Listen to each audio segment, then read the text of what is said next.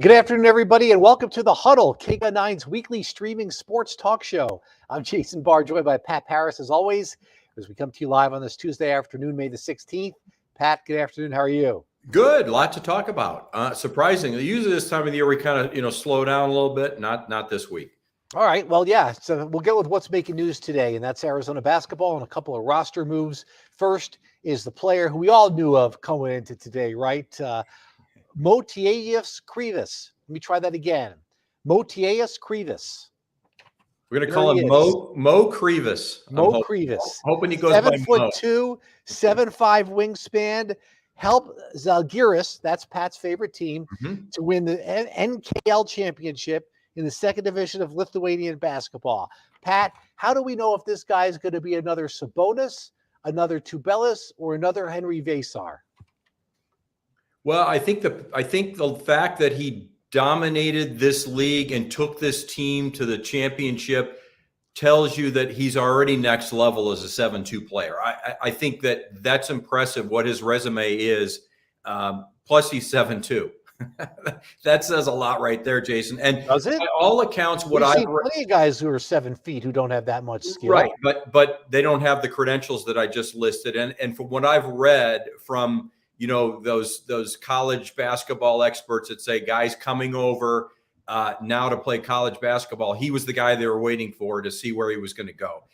There's a lot of people that think he's the best center coming over from Europe in this year's class, and I think it's a great get for the University of Arizona and for Tommy Lloyd.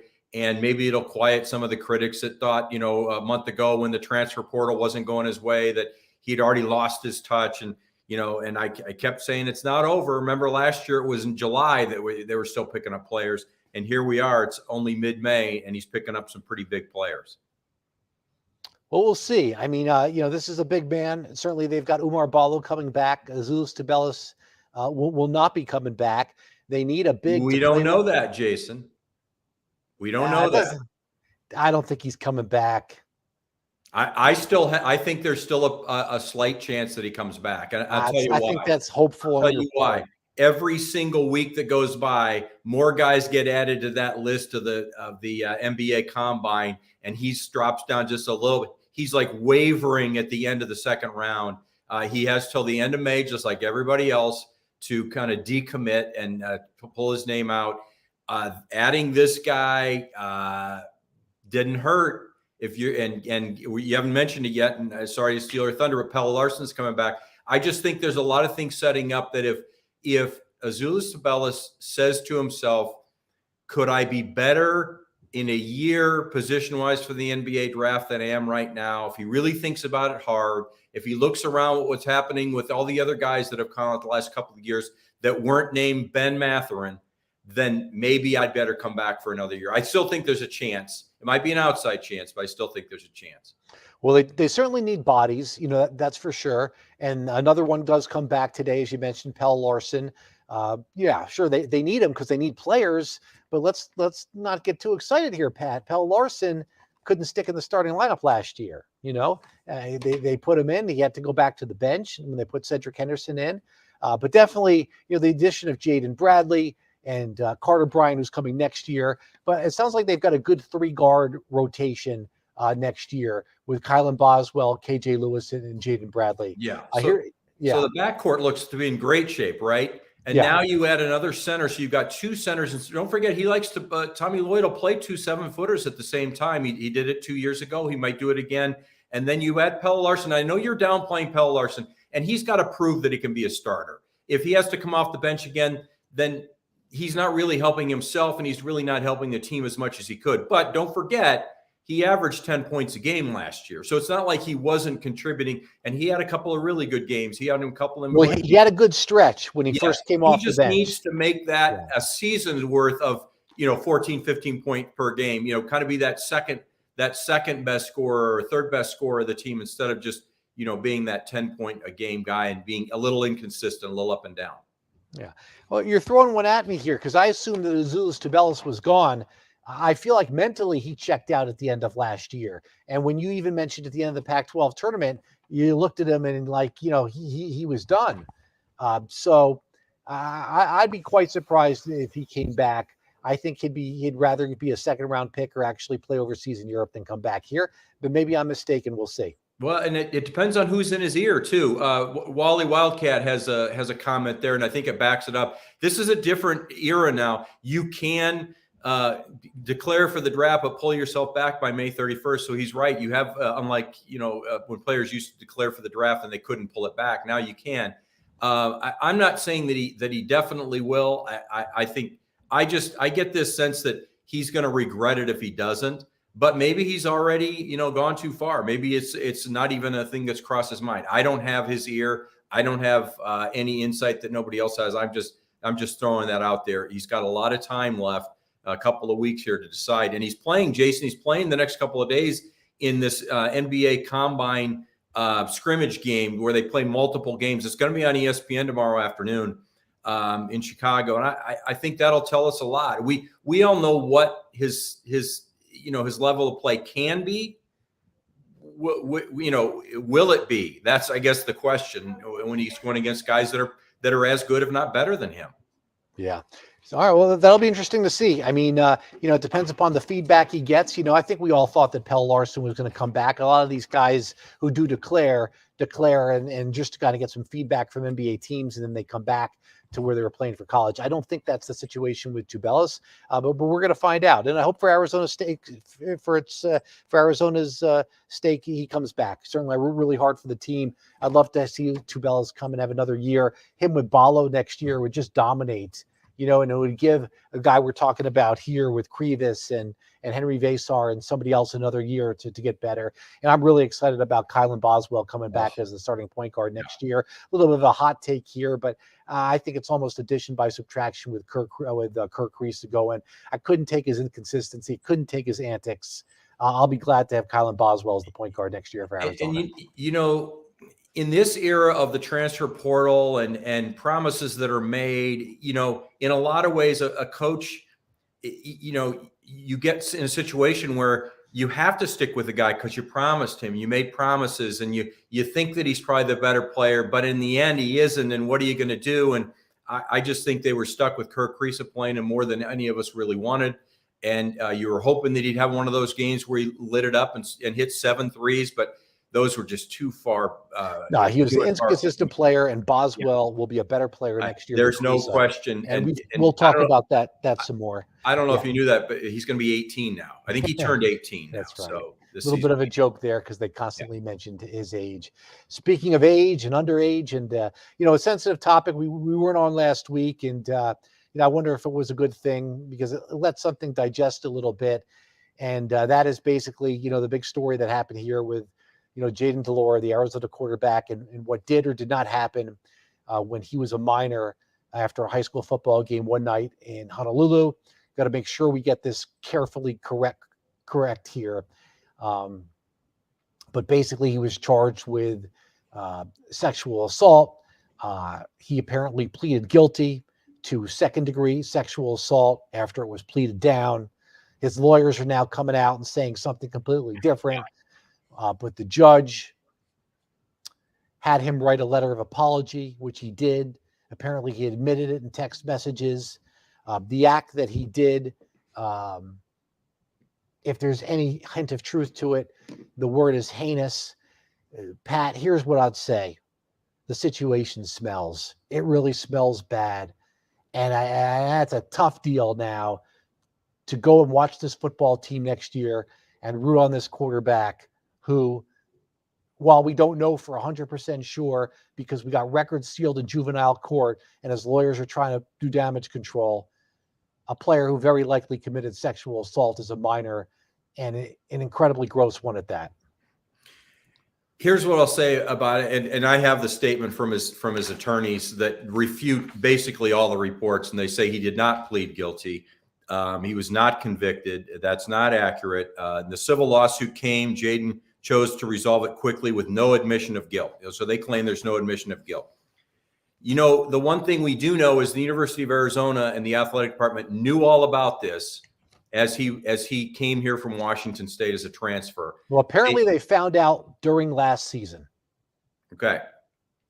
It wouldn't So you're telling me that a Division I Power 5 conference team doesn't do a little due diligence? How are you and supposed look, to know?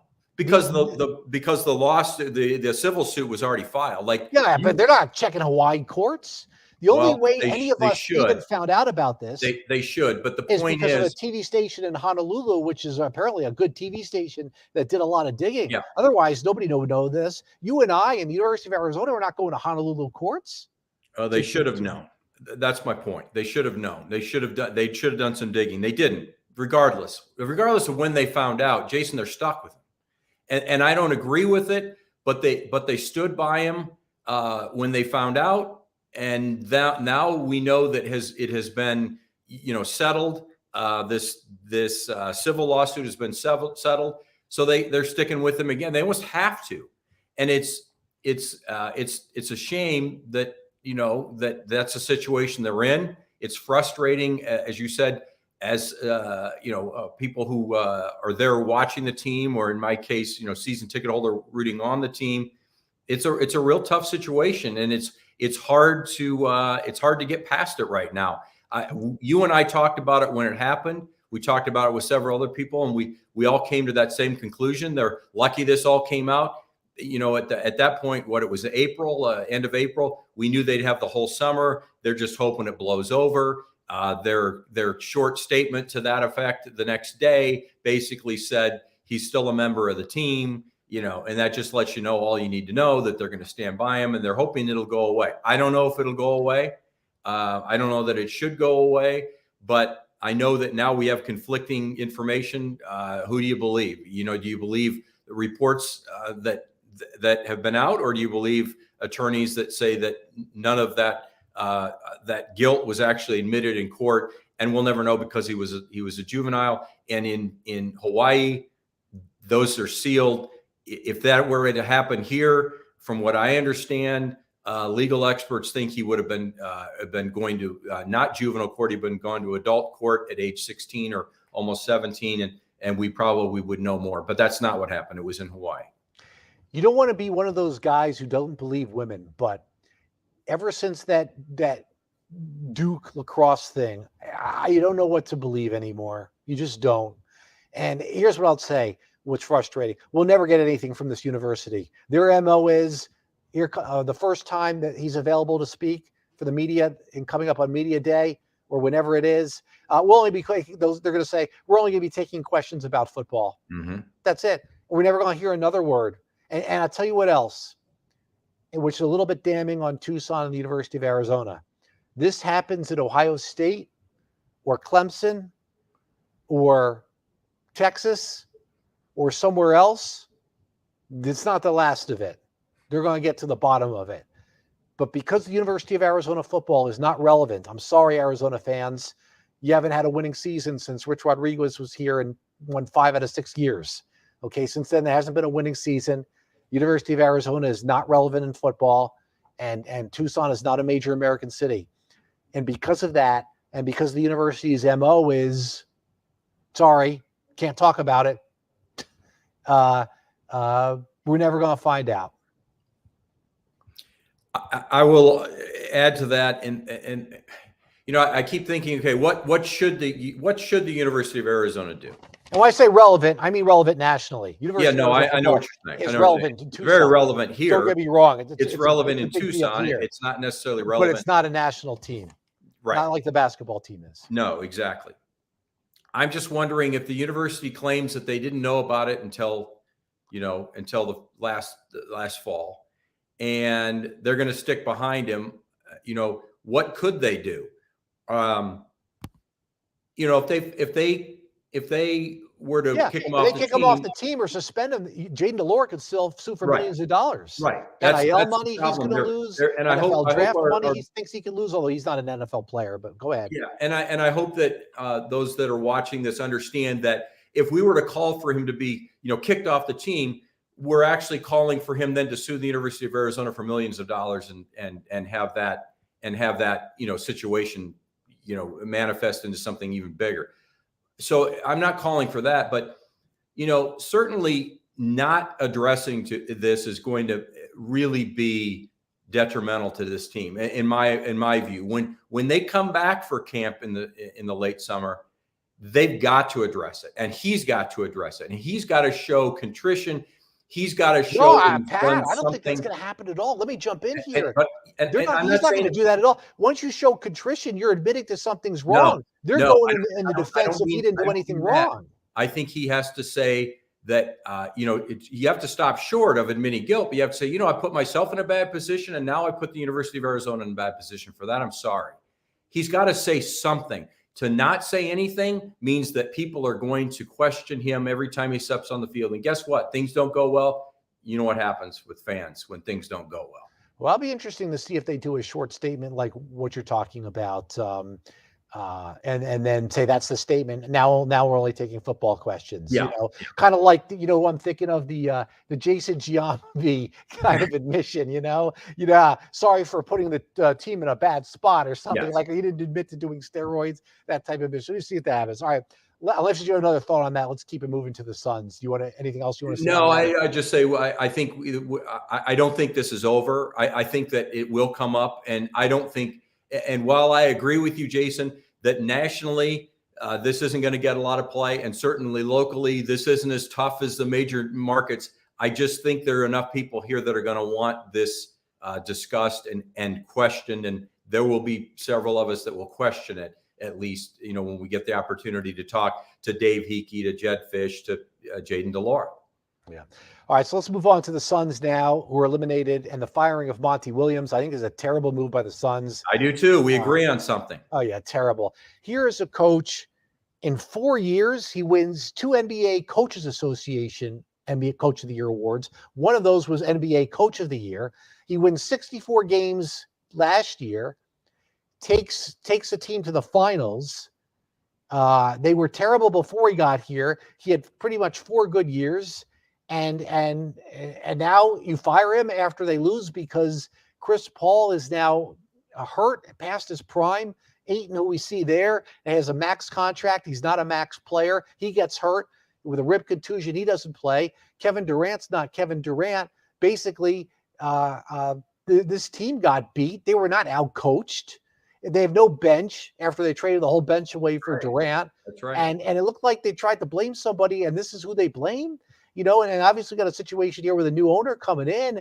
I tell you what, I think this smells. I would not have fired this coach like this. Just a new extension last year. This is not a move that I would make if I just became owner of the Suns. I'm sorry. When I heard the rumblings, first it was a sports columnist in Phoenix right after it happened. He would fire Monty. I thought, this is ludicrous. This is ridiculous. That's what I thought too. And then it happened, and I remember just saying out loud, this is idiotic. I don't understand the logic. And if it's Matt Ishbia trying to again put his stamp on this team, well, he did that with the Kevin Durant trade, as you mentioned, where they traded away too much to get Kevin Durant.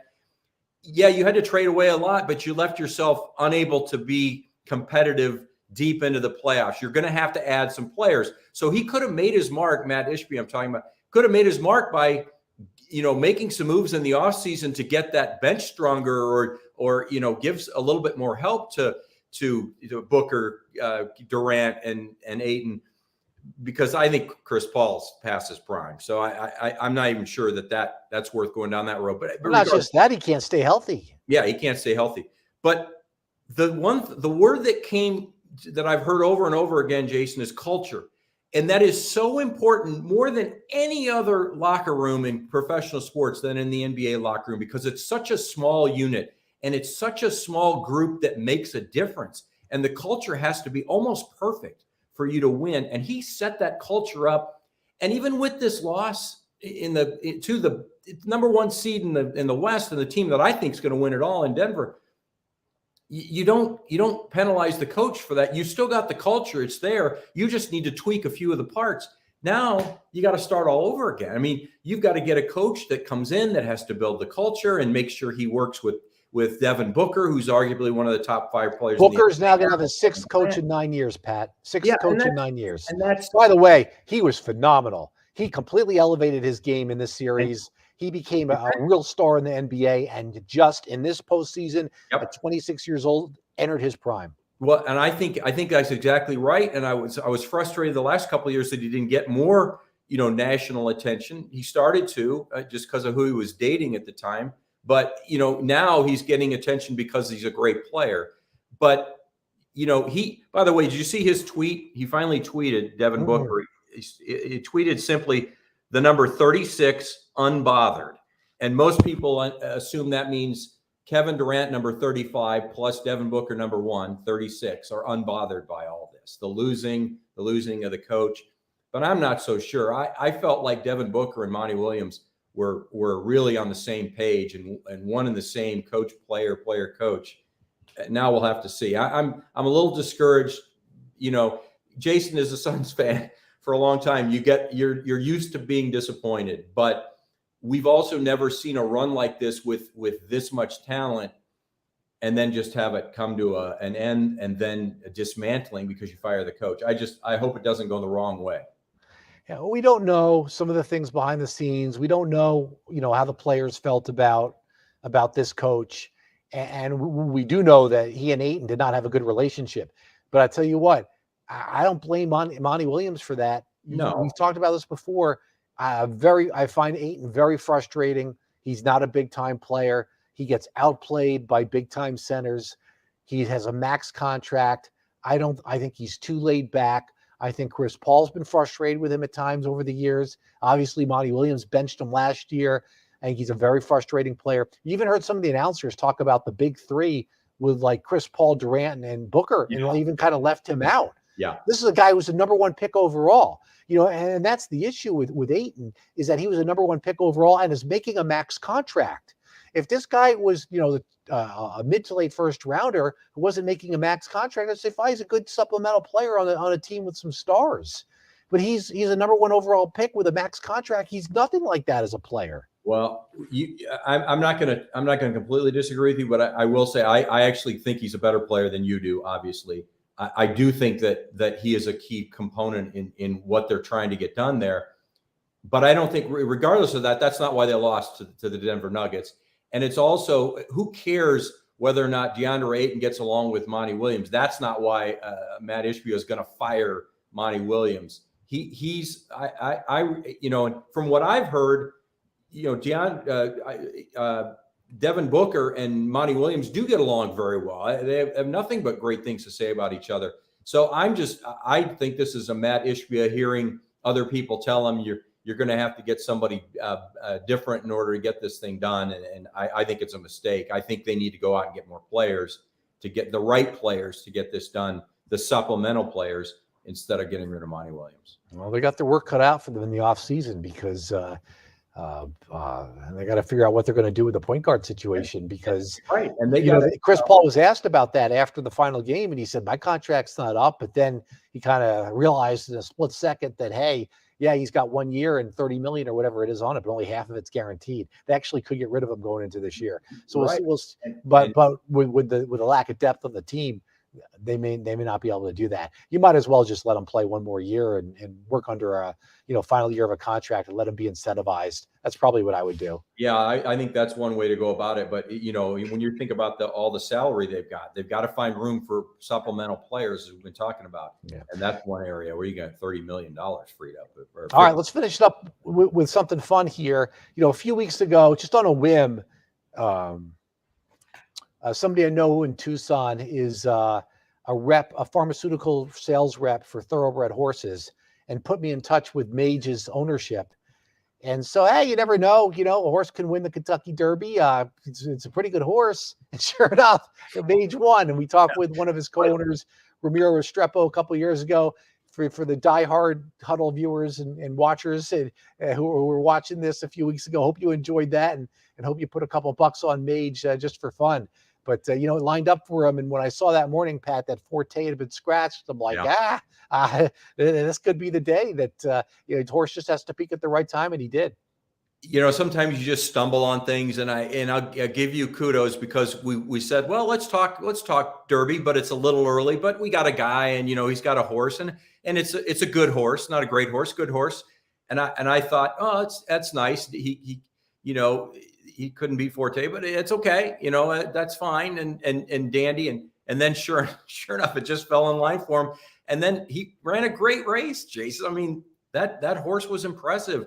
And now Mage is the favorite for the Preakness on That's Saturday. right. It's pretty remarkable. Small field. A lot of times the Preakness has a much smaller field than the Kentucky Derby does. Yeah, well, some of the horses that won the Derby, they want to rest. That ran the Derby, didn't win. They want to rest, and so sometimes what happens is the Preakness field opens up for the Derby winner, and of course that sets up fans a lot of fun because then the horse goes to Belmont and 9 times out of 10 gets lapped. Yeah, that's right. That's by right. the horses who have been waiting for him for the longer distance. It's a great story, and I feel like here on the Huddle we have a little bit of a little bit of an edge because we jumped on this horse early as getting an interview, but it was fun. It was fun to see him win, and I don't think many people had money on it for sure. No, well, if they did, if they did, good for them. So yeah, we'll root for Mage in the Preakness and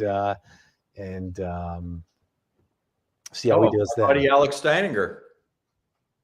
Of course, Huddle rocks. Alex is the host of the Morning Blend. So yes, Alex, thanks Henry for is watching. his dog. That's thanks Henry. for your support, and of course, we should mention everybody can make comments and ask questions, and if it's clean, we'll put it on. That's the key. It's got to be clean. Some of the stuff I see on social media, Pat, is just unbelievable. So anyway, yeah, all right. So good show, Pat. Covered a few topics here. Talked U of A basketball. We talked Jayden DeLaura. We talked the Suns and the coaching staff, and had a little fun with Mage. So we should be back here next week, which would be see if Mage can do it again. That's right. And I'll be here the next couple of weeks, and then it's either going to be you and Ryan for a couple of weeks, or we'll take a pause. So we'll see how that goes. But yeah, so that does it for this week. Thanks everybody for watching on the Huddle live or on OTT record, however you do it. It's KGUN 9's streaming sports talk show each week. For Pat Paris, I'm Jason Barr. Thanks so much. We'll see you next week.